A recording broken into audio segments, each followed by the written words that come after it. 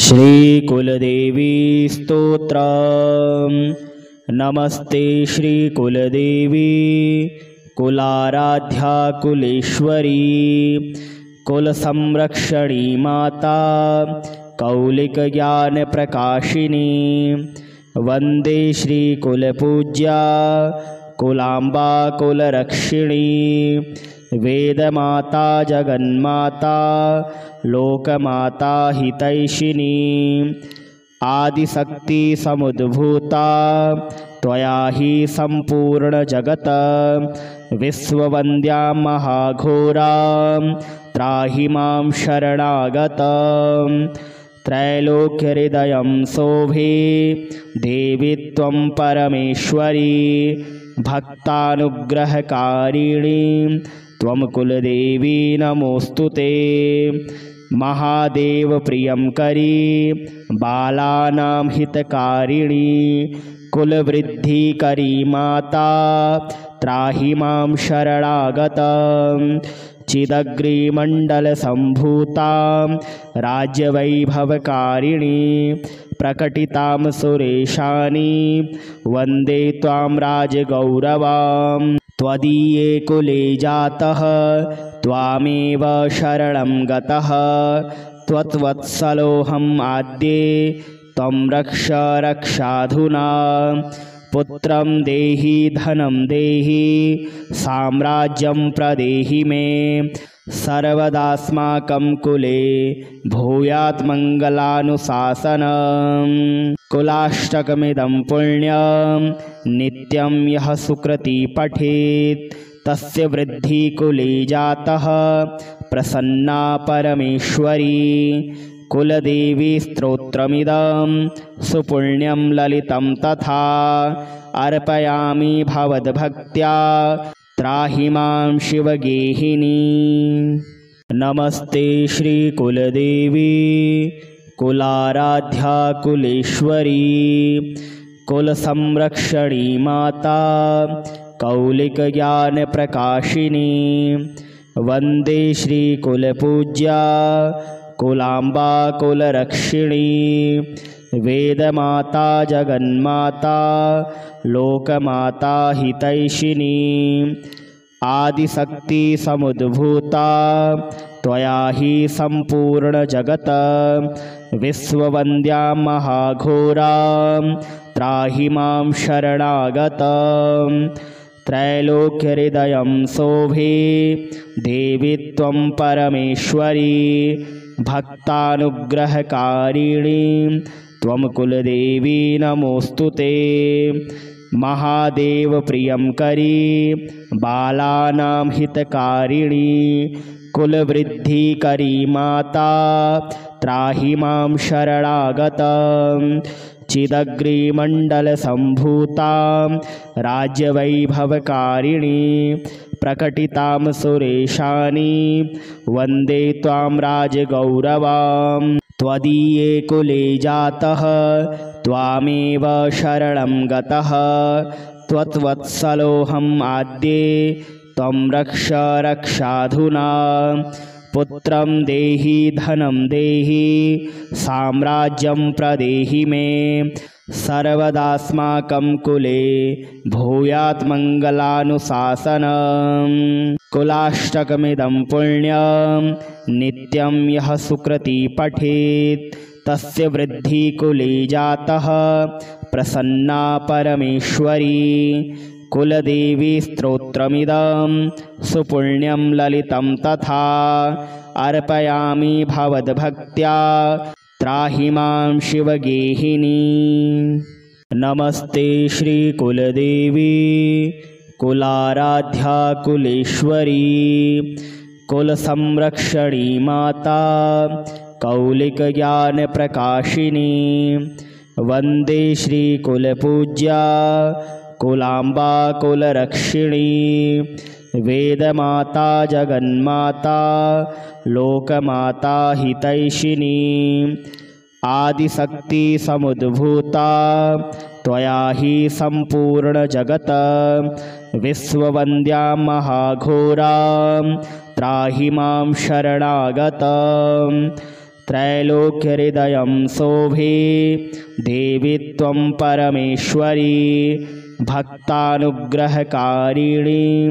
त्वं कुलदेवी नमोऽस्तुते। महादेव प्रियं करी बालानां हितकारिणी कुलवृद्धिकरी माता त्राहि मां शरणागतं। चिदग्रिमण्डलसम्भूतां राज्यवैभवकारिणी प्रकटितां सुरेशानि वन्दे त्वां राजगौरवां। त्वदीये कुले जातः त्वामेव शरणं गतः त्वत्वत्सलोऽहम् आद्ये त्वं रक्ष रक्षाधुना। पुत्रं देहि धनं देहि साम्राज्यं प्रदेहि मे सर्वदास्माकं कुले भूयात् मङ्गलानुशासनम्। कुलाष्टकमिदं पुण्यं नित्यं यः सुकृती पठेत् तस्य वृद्धि कुले जातः प्रसन्ना परमेश्वरी। कुलदेवी स्तोत्रमिदं सुपुण्यं ललितं तथा अर्पयामि भवद्भक्त्या त्राहि मां शिवगेहिनी। नमस्ते श्रीकुलदेवी कुलाराध्या कुलेश्वरी कुलसंरक्षणी माता कौलिकज्ञानप्रकाशिनी। वन्दे श्रीकुलपूज्या कुलाम्बा कुलरक्षिणी वेदमाता जगन्माता लोकमाता हितैषिणी। आदिशक्ति समुद्भूता त्वया हि सम्पूर्णजगत् विश्ववन्द्या महाघोरां त्राहि मां शरणागतं। त्रैलोक्यहृदयं शोभे देवी त्वं परमेश्वरी भक्तानुग्रहकारिणी त्वं कुलदेवी नमोऽस्तुते। महादेव प्रियं करी बालानां हितकारिणी कुलवृद्धिकरी माता त्राहि मां शरणागतं। चिदग्रिमण्डलसम्भूतां राज्यवैभवकारिणी प्रकटितां सुरेशानि वन्दे त्वां राजगौरवां। त्वदीये कुले जातः त्वामेव शरणं गतः त्वत्वत्सलोऽहम् आद्ये त्वं रक्ष रक्षाधुना। पुत्रं देहि धनं देहि साम्राज्यं प्रदेहि मे सर्वदास्माकं कुले भूयात् मङ्गलानुशासनम्। कुलाष्टकमिदं पुण्यं नित्यं यः सुकृती पठेत् तस्य वृद्धि कुले जातः प्रसन्ना परमेश्वरी। कुलदेवी स्तोत्रमिदं सुपुण्यं ललितं तथा अर्पयामि भवद्भक्त्या त्राहि मां शिवगेहिनी।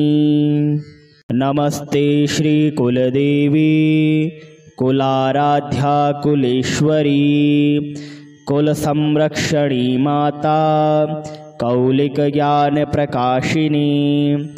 वन्दे श्रीकुलपूज्या कुलाम्बा कुलरक्षिणी वेदमाता जगन्माता लोकमाता हितैषिणी। आदिशक्ति समुद्भूता त्वया हि सम्पूर्णजगत् विश्ववन्द्या महाघोरां त्राहि मां शरणागतं।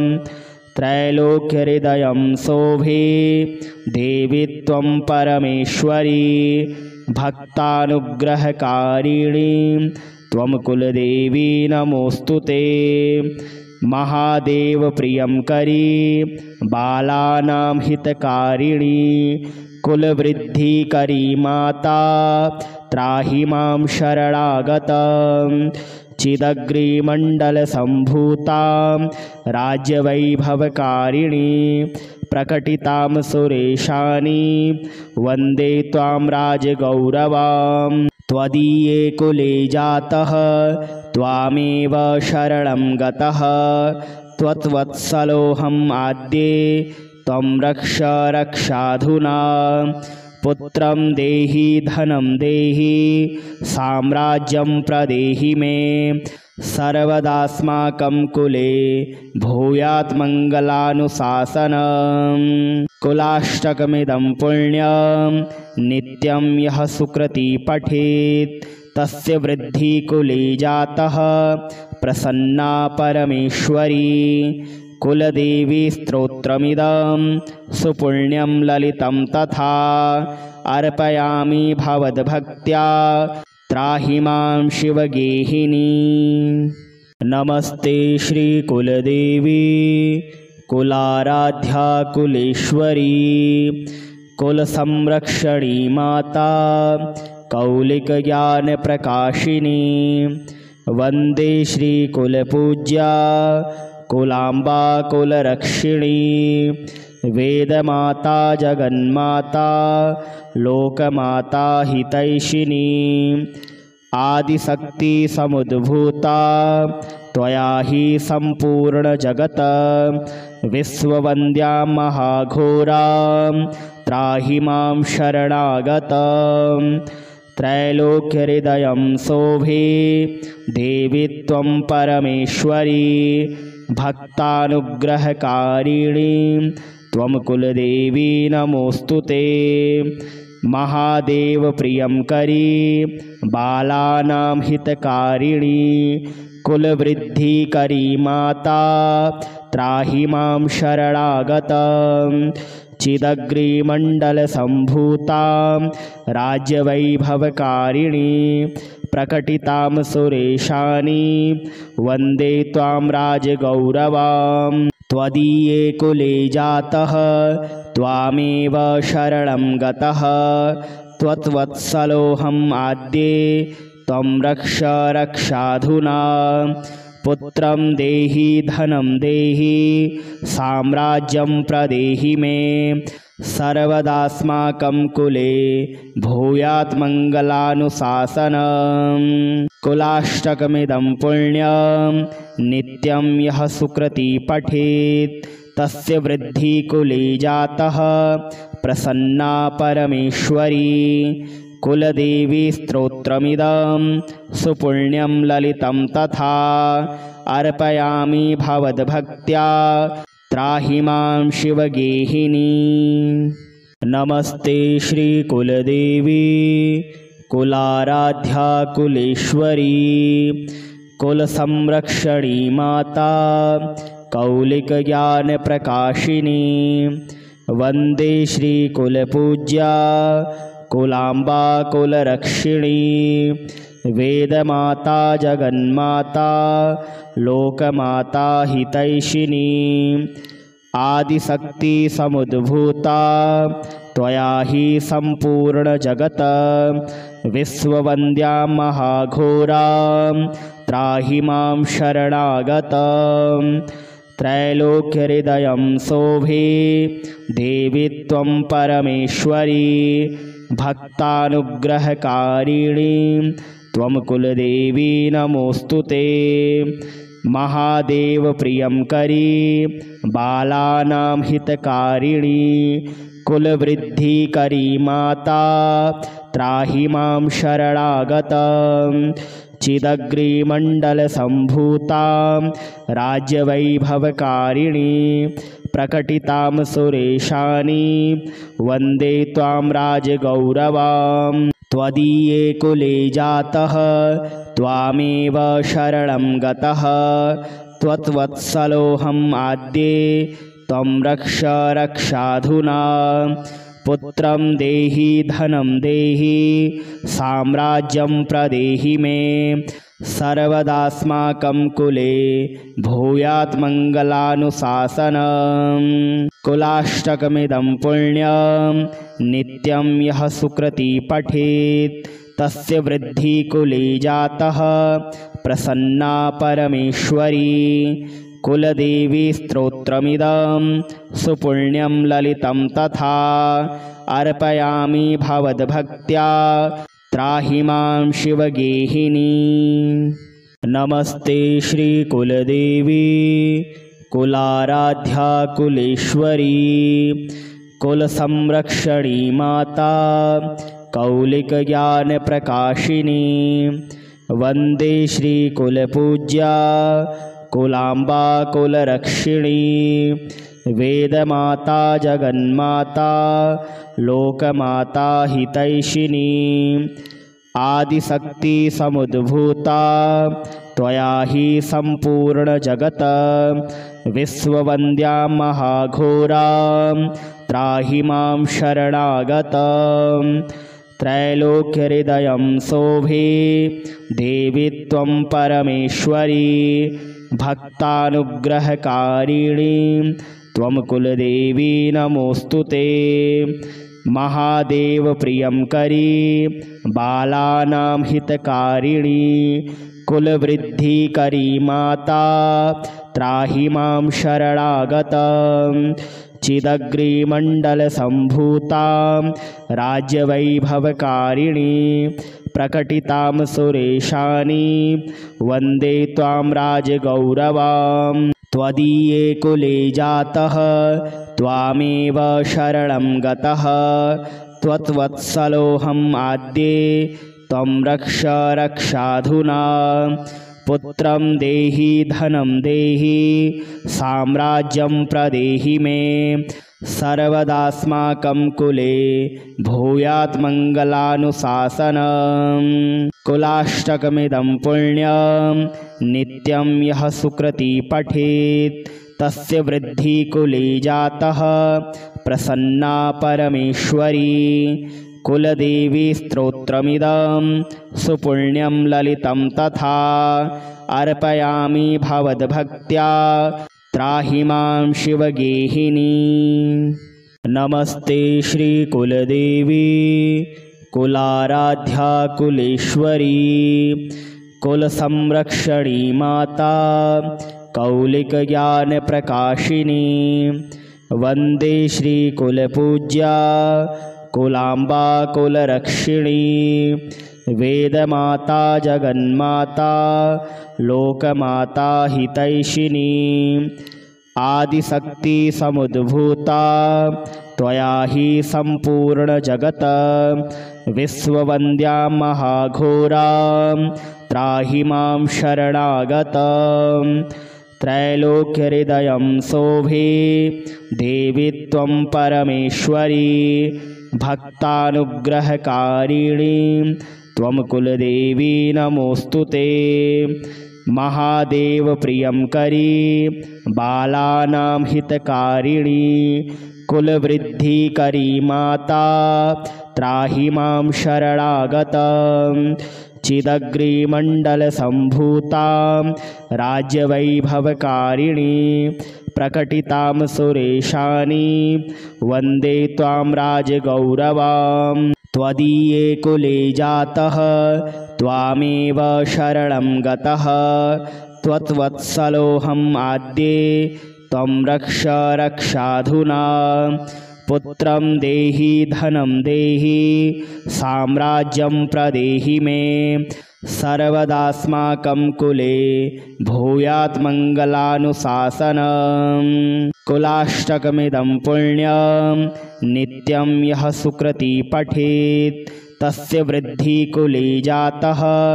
प्रसन्ना परमेश्वरी कुलदेवी स्तोत्रमिदं सुपुण्यं ललितं तथा अर्पयामि भवद्भक्त्या त्राहि मां शिवगेहिनी नमस्ते श्रीकुलदेवी कुलाराध्या कुलेश्वरी कुलसंरक्षणी माता कौलिकज्ञानप्रकाशिनी वन्दे श्रीकुलपूज्या कुलाम्बा कुलरक्षिणी वेदमाता जगन्माता लोकमाता हितैषिणी आदिशक्ति समुद्भूता त्वया हि सम्पूर्णजगत् विश्ववन्द्या महाघोरा त्राहि मां शरणागतं त्रैलोक्यहृदयं शोभे देवी त्वं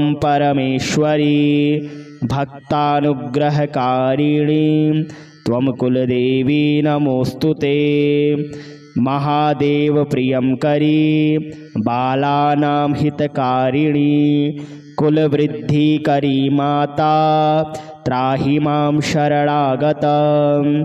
चिदग्रिमण्डलसम्भूतां राज्यवैभवकारिणी प्रकटितां सुरेशानि वन्दे त्वां राजगौरवां। त्वदीये कुले जातः त्वामेव शरणं गतः त्वत्वत्सलोऽहम् आद्ये त्वं रक्ष रक्षाधुना। पुत्रं देहि धनं देहि साम्राज्यं प्रदेहि मे सर्वदास्माकं कुले भूयात् मङ्गलानुशासनम्। कुलाष्टकमिदं पुण्यं नित्यं यः सुकृती पठेत् तस्य वृद्धि कुले जातः प्रसन्ना परमेश्वरी। कुलदेवी स्तोत्रमिदं सुपुण्यं ललितं तथा अर्पयामि भवद्भक्त्या त्राहि मां शिवगेहिनी।